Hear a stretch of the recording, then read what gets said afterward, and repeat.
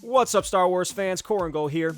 With Star Wars Squadrons just shy of a month away from launch, I've decided to release a series of videos around each class of starship playable in the game.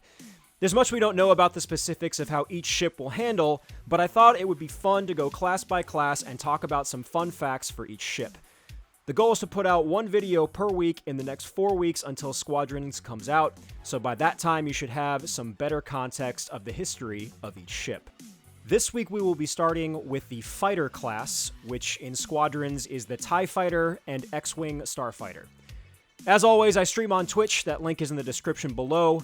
Don't forget to like and subscribe if you enjoy the content. Otherwise, crack your knuckles, boys and girls. Here are 10 interesting facts about the Fighter class ships in Star Wars Squadrons. Number 1. The original model for the TIE Fighter could not fly in atmosphere. There are several variants of the TIE Fighter. The one we most commonly think of from the original trilogy is called the TIE/LN or Line Fighter, but the first design model, the plain old TIE Starfighter, lacked the structural reinforcement of the later models and therefore could not handle the stresses of atmospheric flight. So basically, if you were losing a dogfight, just fly at a planet. Unlike other starfighters, the X-Wing was built to excel in atmospheric flight. It remains unclear if there will be any planetary combat in Squadrons, as no footage has been released suggesting as such, but it's interesting to note that where the TIE Fighter was at a severe, if hazardous, disadvantage in atmospheric flight, the X-Wing was built to thrive in those conditions. The TIE Fighter seen in the original trilogy was created from the designs of the TIE Starfighter and the Alpha III Nimbus-class V-Wing. While the basic TIE Starfighter should be familiar, the Nimbus-class V-Wing was depicted in the prequel trilogy during the final days of the Clone War. Of note here is that the TIE Fighter was not the only starfighter to draw from the Nimbus V-Wing for its designs. The other fighter to be based on this ship is the A-Wing Starfighter. The X-Wing's controls were extremely similar to the controls of the T-16 Skyhopper. The Death Star trench run wasn't just like bullseyeing Womp Rats back home, the controls of the X-Wing were almost identical to those in the ship Luke used to boom those Womp Womps. Number 5. The TIE Fighter was so fast and maneuverable because it was basically a death trap strapped to a high-efficiency engine. The ship lacked shields, hyperdrive, life support, and landing gear to reduce its overall weight. As a result, TIE pilots wore fully sealed flight suits and could not land their ships without specialized support, most commonly racks such as those seen on the carrier ship in the Squadrons campaign trailer.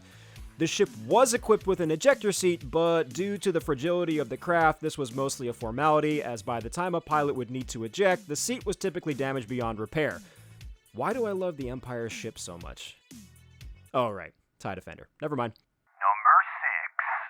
The X-Wing was originally supposed to be a ship for the Empire. This is honestly one of my favorite facts about the Income T-65 X-Wing. It was never supposed to be used by the Rebellion.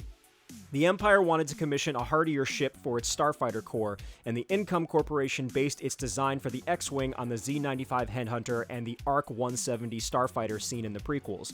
Ultimately, the philosophy of the Empire changed and they felt quantity was preferable to quality.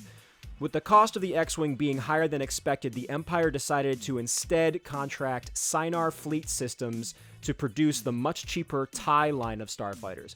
With an initial run of X-Wings already built and now without a buyer, Income was all too happy to offload them to the Rebellion. The rest is explodey history. Number 7. The TIE Fighter was intended to be replaced by the TIE Interceptor. Once the Rebellion came into possession of the X-Wing, TIE Interceptors saw wider usage as the Galactic Civil War approached the Battle of Endor, but the subsequent defeat of the Empire resulted in production supply lines breaking down. Numero 8. The sound of the X-Wing engine was created by recording the sound of a passing artillery shell.